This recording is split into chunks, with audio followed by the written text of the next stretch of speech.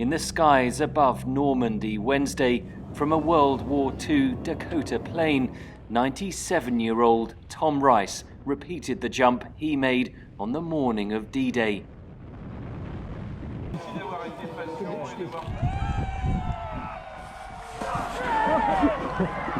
okay? Great. Beautiful drive, beautiful jump, beautiful flight. Everything was perfect. On June 6, 1944, Rice was a 22-year-old staff sergeant with the 101st Airborne Division.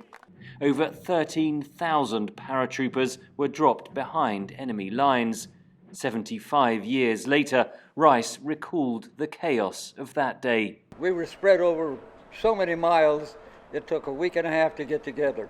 More than 1,300 current US servicemen and women are in Normandy to commemorate D-Day, alongside close to 1,000 military personnel from Europe and Canada. Bringing together tonight the might of our allies and partners are what make us strong, and I think that's what carried the day for us in the victory 75 years ago, and I would add, it still preserved the peace. That presence and that alliance still preserves the peace to this day.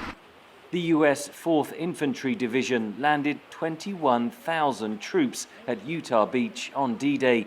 William Miller was among them. Our young people today don't know enough about what really happened. Current members of the 4th Infantry Division marched from Utah Beach to Sainte-Marie-du-Mont, the first village liberated by US troops. It's just the respect that you get being American here in northern France is absolutely amazing, and it's not what I expected. The Stars and Stripes flag is everywhere. Sainte-Marie-du-Mont, like villages across Normandy, has been turned into a replica of wartime France. Enthusiasts have converged to show off their vintage dress and vehicles of every description. A former hospice in the village is a temporary home for several World War II veterans who seem sometimes overwhelmed by the attention they receive from residents and tourists.